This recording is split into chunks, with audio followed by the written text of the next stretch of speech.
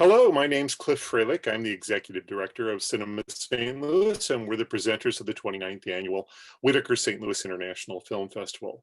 We're really pleased to be joined by a couple of the filmmakers behind Finding Yingying, which is an utterly remarkable documentary, particularly for our first feature. We're joined by the director, Jenny Shi, and the co-producer, Shilin Sun. So let's begin the process.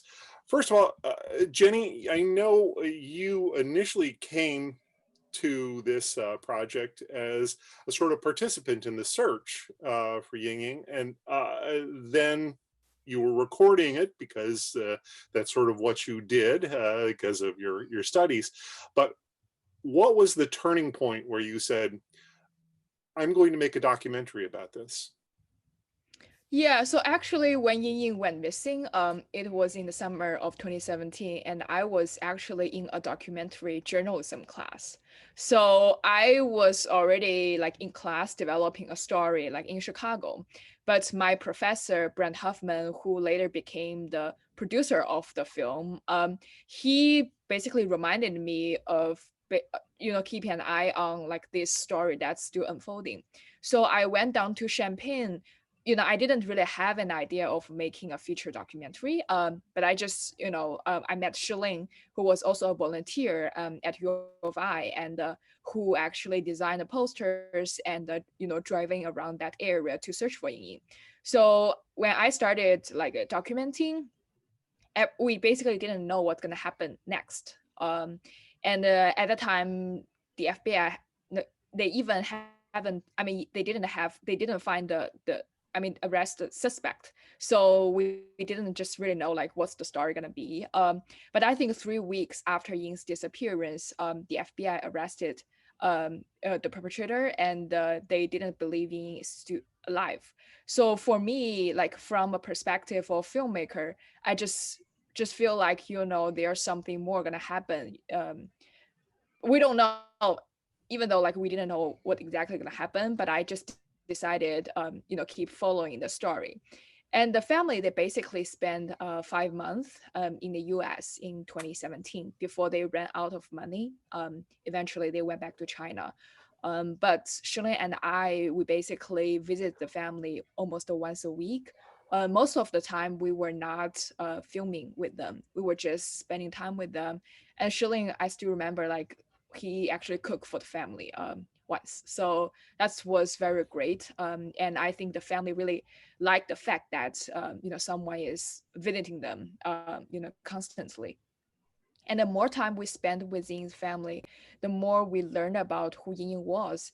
And the more time, and the more we learn about the family's difficulties, especially as foreigners, searching their beloved daughter in a foreign country. They didn't know anything about the US. They don't speak English. They knew nothing about the criminal justice system and the investigation, things like that. And like we just feel like, it's such rich story, just right there.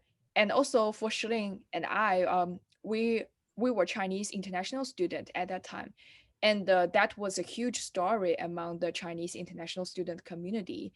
And Ying herself, she came here as an international student, so we had a lot of similar experiences, just as an international student in the US. And that's another reason why we decided to continue to follow the story. But again, if you ask me when exactly we decided to, we made a decision that we are going to make a feature-length film. I didn't really feel like we have like a point that we decided to move forward. We just kept filming, and the more material we got, we just feel like it's gonna be a very important story, both to Ying's family and also to us. Shilin, can you Shilin, can you talk a little bit about how you came to be a part of the documentary? Obviously, Jenny references the fact that you were also part of the search initially. Did you have any background in film? I mean, was that something that you were studying, or did you just sort of fall into the role? I mean, I was a physics major when I was doing my undergrad in University of Illinois. And but I was accepting a film school offer, and I'm currently based in Los Angeles, by the way. So that was like kind of my career after that will be filmmaking. So while this thing happened, I was, as Jenny said, I was a volunteer that was helping with the search and sometimes navigating the family around the campus. And so while Jenny, she she mentioned this idea that we should start recording or taping everything down because during search a lot of things might slip under your eye. So we went on a lot of searches with the family and we just record everything with our camera. Not knowing or not very sure, whether this is going to turn into a feature documentary. Of course, we didn't have this idea, but it was just a decision that was made that we should record everything. All right, good. And at the time, then, you were still not necessarily thinking in terms of film. You were still studying physics. Was this film what made the decision to pursue a different path with regard to your own career? For me, I've already made my decision to go into filmmaking Oh, okay. before I graduate, but this is definitely the very nice opportunity for me to start off. Right, well, this is a somewhat unusual situation, obviously, because both of you were involved, obviously, as volunteers, just trying to pitch in and help this family, and trying to resolve this situation before you began making the film. And you then, of course, worked very closely with family, as you referenced. You made them a meal, which I'm sure was a really welcome thing for them at the time. Uh, so it was a much more intimate kind of relationship than many documentarians have with their subjects, because they were dependent on you in a lot of different ways, obviously, to help navigate the US criminal justice system, all of the various things that they were encountering that they didn't know. Did that complicate your decision making with regard to how things were going to unfold? Or, obviously it enhances it because you have this really great relationship and you're able to access things that perhaps others wouldn't. But it does pose some issues with regard to how you separate yourself as a filmmaker from your subject. So talk a little bit about that. Yeah, that's a great question. I would say like at that time there were a lot of people just helping the family, and a lot of volunteers basically visit the family like every week. And Shirley and I, we were just part of them. And in terms of how we are going to separate our roles, as a filmmaker and also as a volunteer, or eventually we became family friends, it was a very difficult task for us. I mean, for me, like I'm a very emotional person. So when I was filming, there was a lot of moments that I just feel like I should stop recording and basically comfort the family, especially Ying's mom. But at the same time, there are a lot of moments if we didn't, capture them, we would never, have those incredible moments. So I think the good thing is every time, like when we were with the family, it was always Shilling and I. So whenever, maybe I'm like having some conversation with the mom and maybe Shilling, he could record. And also every time, especially in 2017, when we spent the first few months with Ying's parents, we wanted to make sure that they were comfortable with what we were doing, and also they want to make sure that they understood that the purpose of all these recording. And every time when we were with the family, we would ask whether we could like start recording. And sometimes if we feel like they were very sad, just that day, we would just say like maybe we're gonna record like 10 minutes or like 5 minutes of the quiet moment. And the father or the mom, they just said yes. So we just started recording and then stopped. So I think everything is really dependent on communication. And I would say, um, in 2018, when I went back to China to spend time with Ying's parents, they treated me really like their own child, and there were even more like intimate conversations. And some of the conversation I decided not to record it because I really feel at those moments, the parents, especially the father, he really just wanted to talk to someone, and he didn't need to care about the consequence of his own like reflections, because in the US the family, they always wanted to basically show a very calm image to the public, and they had a lot to say, but they just feel like it was unsafe to say things like that, and they didn't want to jeopardize the legal process and also the trial. So in China they would talk more, talk about things just from the bottom of their heart. So I just really grateful that they really trusted me, but I also want to make sure that filming is filming, and being a family friend and a volunteer is another thing that can really help the family. Would you like to add anything? I think, yeah, Jenny summarized it really well. It's just a constant building a relationship and more communication that keeps the filming and our friendship with the family going. Okay. Now you referenced the fact that you went to China to have that time with the family. Were you going to China on your own to go back home, or was that a conscious decision for the film that you felt it was important to have them back in China and their more open, as you say, reactions? So what was the decision making there?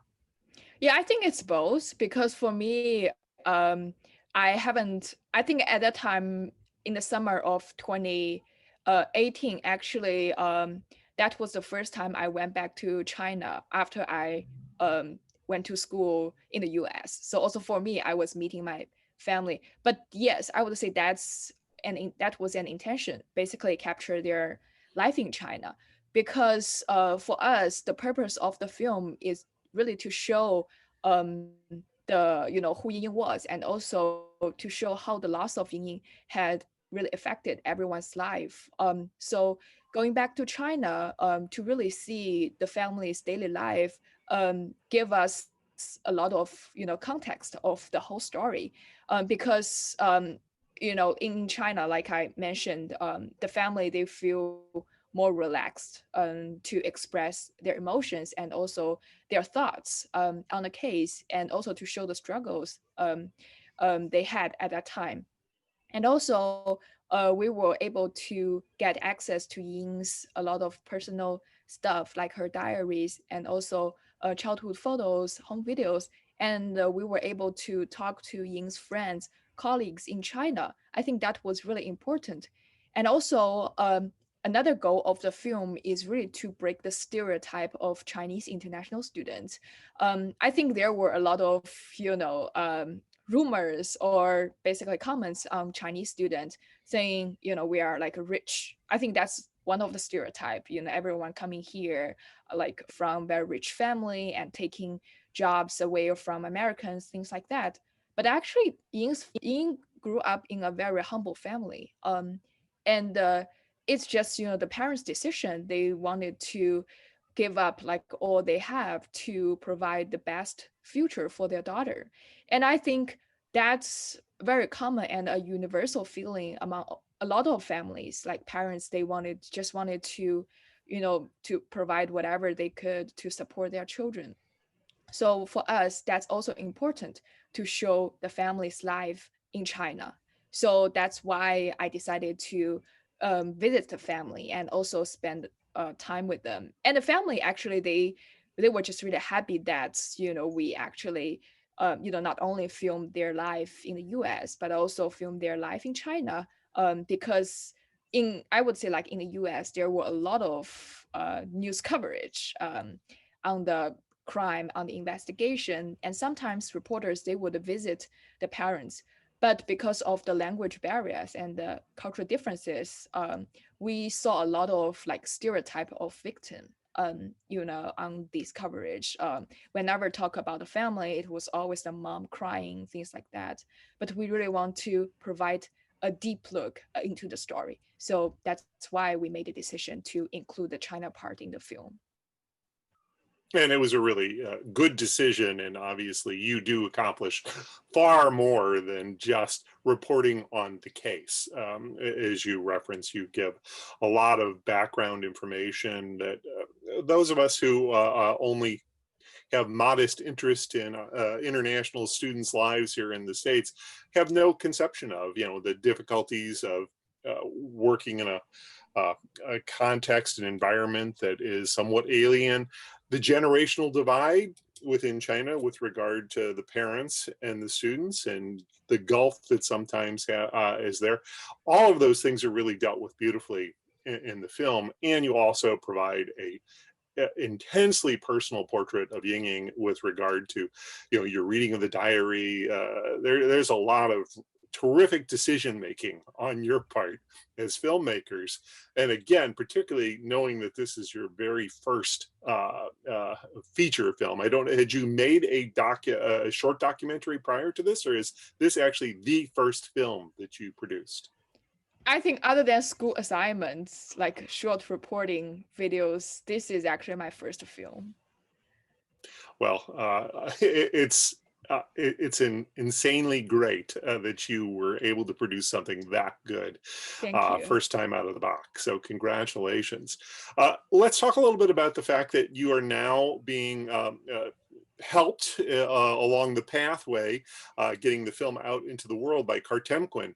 How did you end up under the Kartemquin umbrella, which is obviously a terrific documentary film cooperative that we're playing, I think, 4 of their films at this year's festival. So how did you end up making that connection?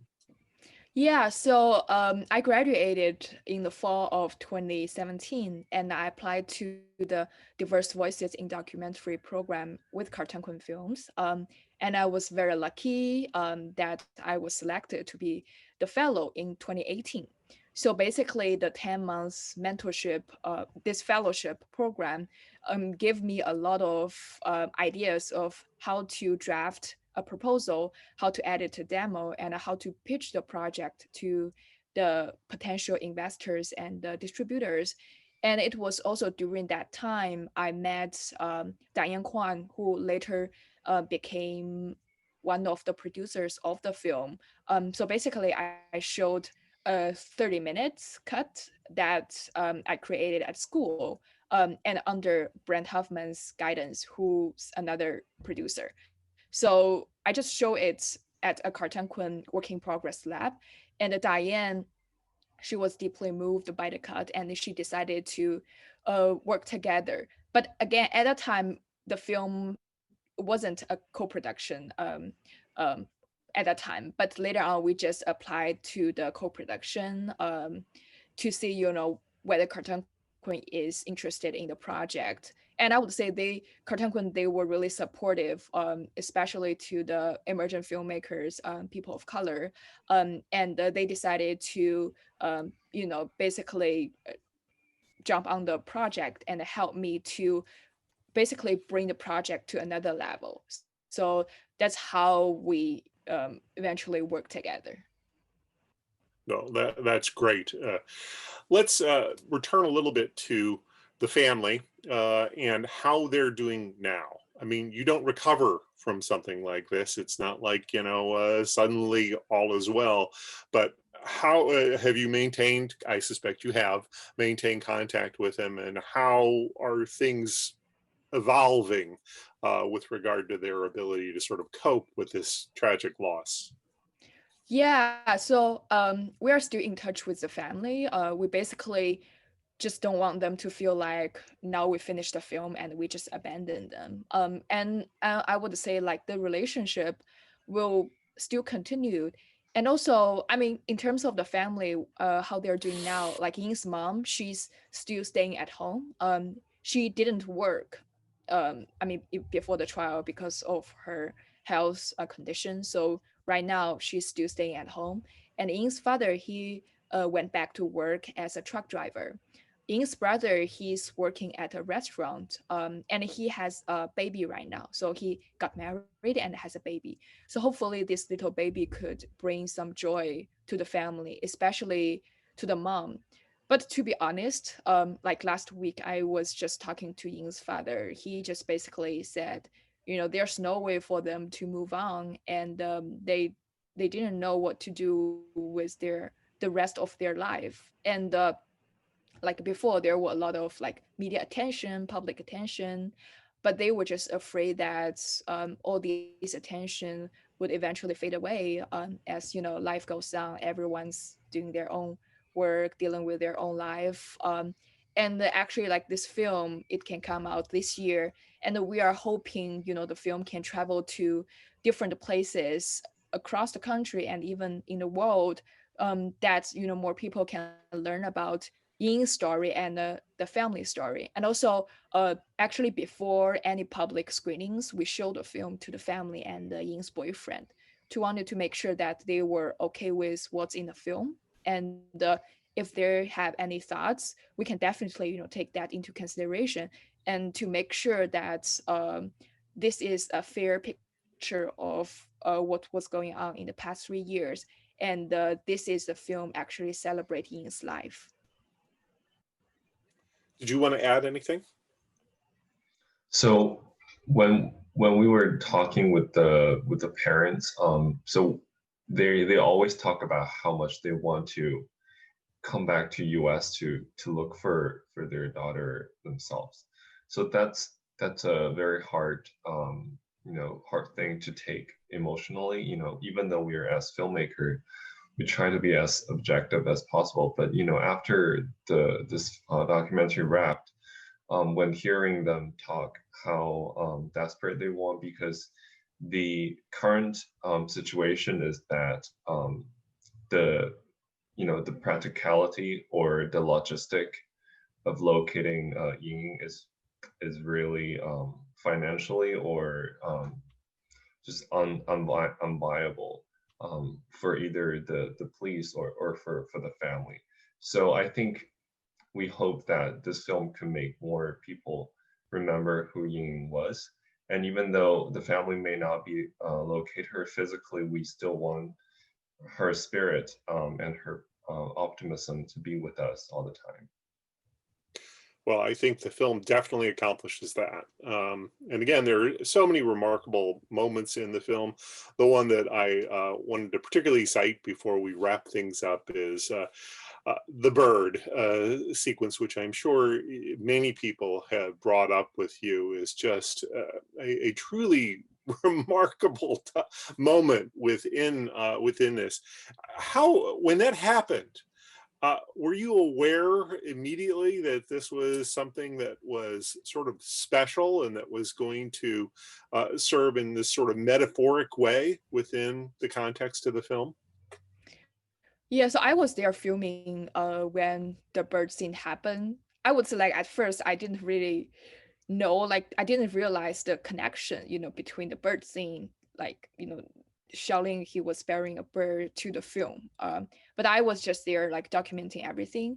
But when we were in post-production, when we were editing, when we went through all the like scenes we've shot, we realized that that was something really important, because Xiaoling, I think throughout the film, he was quite like composed and calm. And I think that's his personality. But I think in that bird scene, you really see how much he loved Ying. And also, I think for the family, it's always the hope that they wanted to bring back and bury her at home. And that's a Chinese tradition. And there's a Chinese saying, I think also we also included in the film, fallen leaves returns to their roots. So basically they wanted to bring her back. But Xiaoling, he they can't bury her, can't bury Ying. But now there's a bird, and Xiaoling just buried the bird. So for him, that's his deep desire. And also we try to maintain like the bird elements throughout the film. So in the title treatment, we also have a small bird on Yingying. And also, if you watch the film very carefully, there was some handwriting of Yingying. Just basically, she drew a bird on one of the postcard. So I think these are like small elements, really, basically, carry Ying's personality, and also a very great quiet moment in this intense film. Yeah. Well, again, congratulations. It's an amazing piece of work. I hope lots of people have an opportunity to see it. You're facing challenges because of the pandemic. Getting the film seen by people outside of occasional festivals is really hard right now, but I certainly hope that you persevere and that more and more people encounter this wonderful work. So thank you so much. Thank you. Thank you for having Thank you us. for. All right.